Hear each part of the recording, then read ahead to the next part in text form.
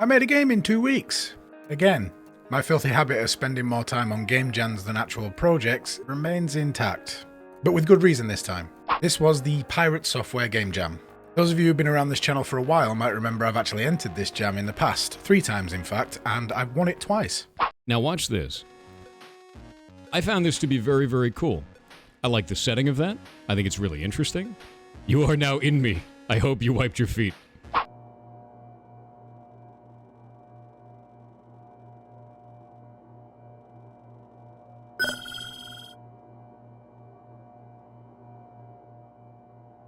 But beyond going for the three-peat, there was another reason I decided to drop everything and focus on this game jam. The Pirate Software brand has had a little bit of a growth spurt. That's right, it's this guy who's been all over your YouTube Shorts feed for the past 3-4 months now. Due to some dark YouTube magic, Pirate Software has grown his audience by something like 12,000% on YouTube. It's not even counting Twitch and Twitter and other places. So naturally this means that the winner of the game jam, or the winners, or any games that get highlighted, will be shown to a much bigger audience than there would have been before. Not to mention he's wrangled a who's who of big streamers from Twitch to actually rate the games. Oh, and after the jam, he announced that the top 3 winners would be sharing a $30,000 prize pool. No pressure. The rules of the jam are you can only use assets that you have the commercial rights to, and you have to create a game design document.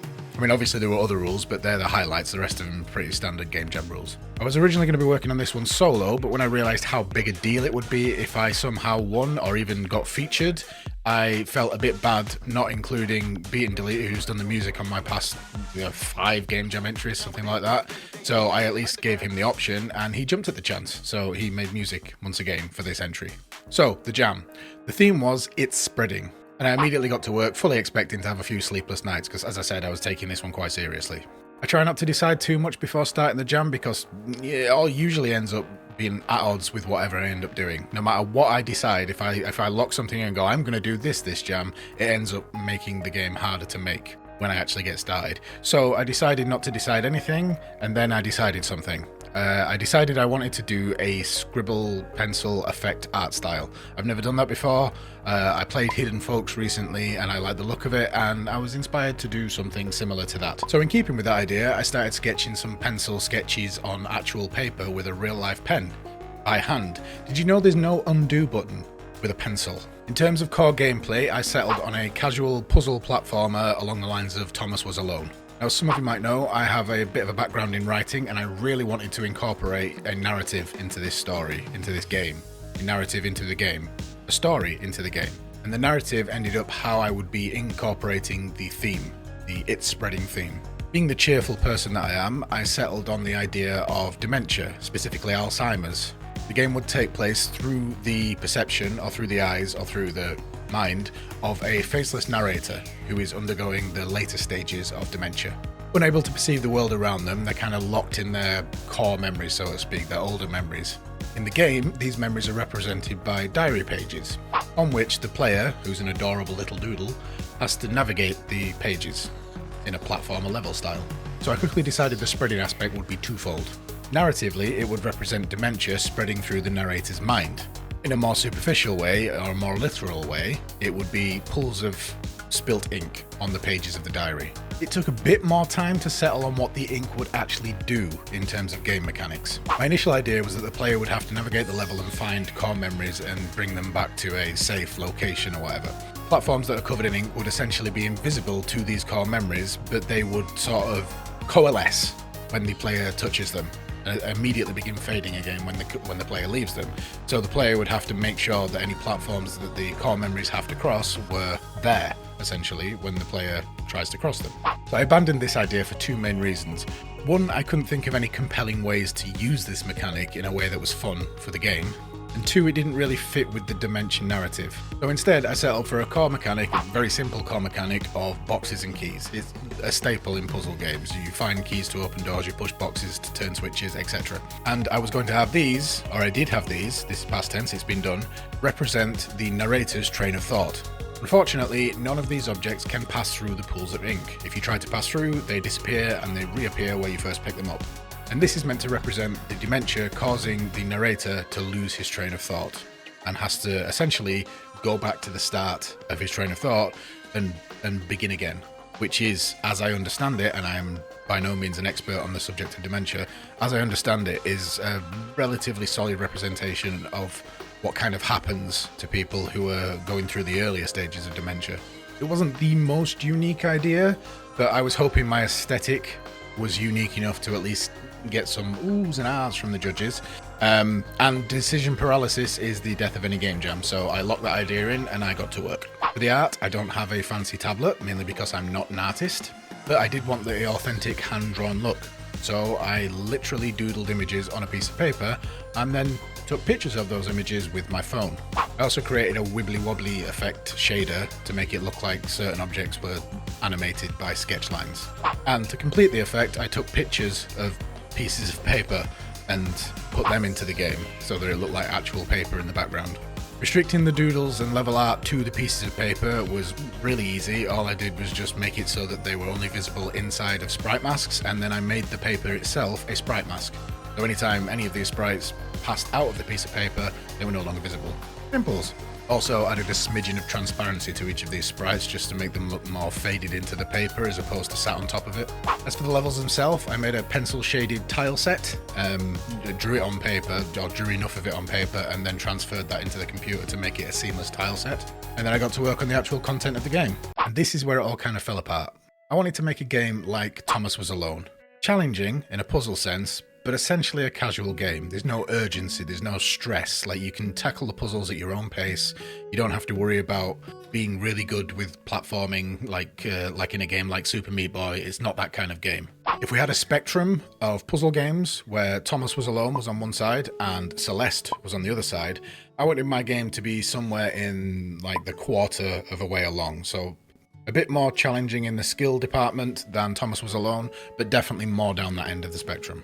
Unfortunately, puzzles are hard, really not something you can brute force and rush.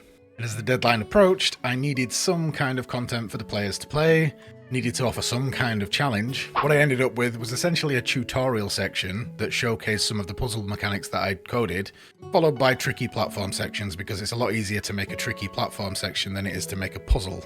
And this is an example of how any game jam entry idea can be a bit of a gamble, because no matter how well thought out it is, once you start developing, things change. The longer you leave it to settle on your game jam idea, the less time you have to make the game, but the earlier you lock that idea in, the harder it is to change gears if something comes up.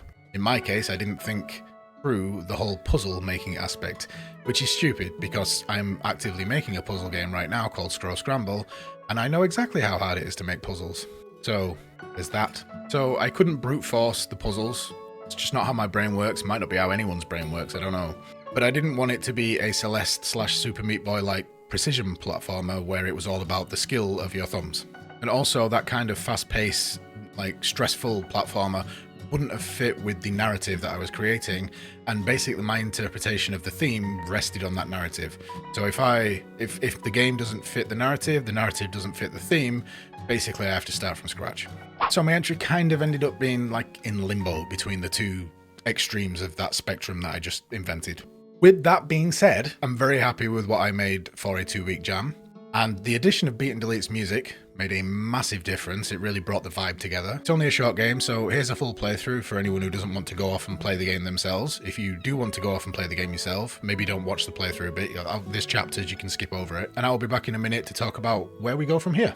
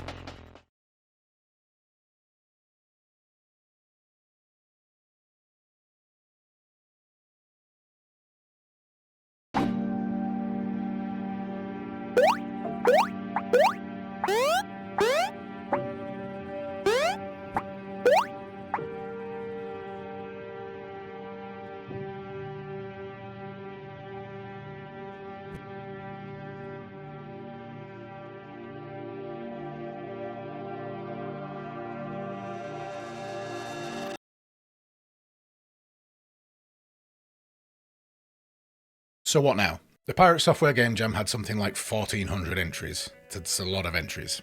And I've seen enough of them to be fairly confident that I'm not going to be finishing in the top 3, which is the prize-winning places.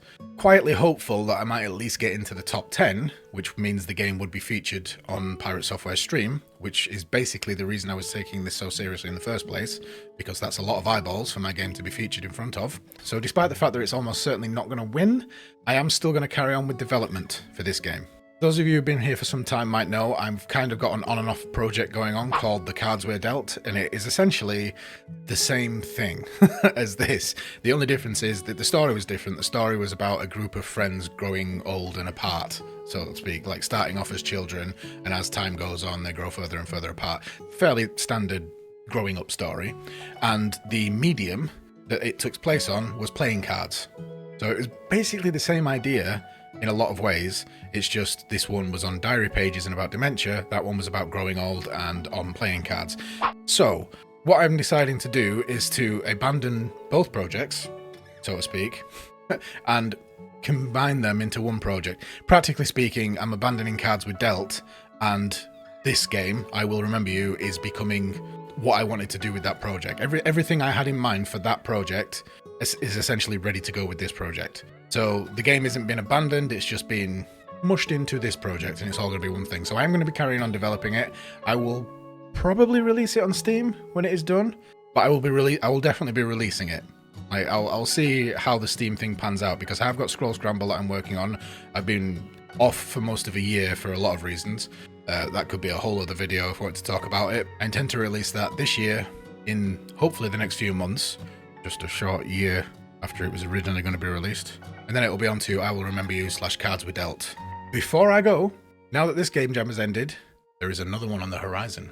Big Jam 2024 is coming, kicks off the 1st of March. Check the links below for the pages, as well as the pages to this game if you want to go play it. It's a 7-day jam, and there will be prizes for the top 3 places. And of course, last thing to do is to thank my amazing supporters, with a special shout out going to Dave Maldine, Reg Reed, Gabriel White, Aaron Clark, and Inanye.